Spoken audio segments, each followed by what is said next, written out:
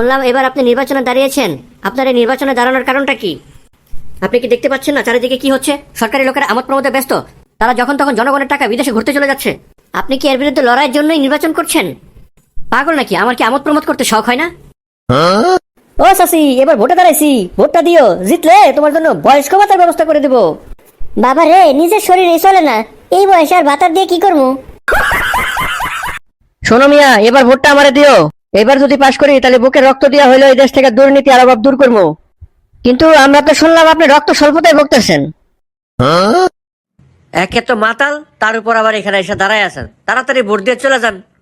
কি করবো স্যার, কিছুতেই মনে করতে পারতেছি না কারে ভোটটা দিব। কোন দল যে আমার মতটা কিনা দিল।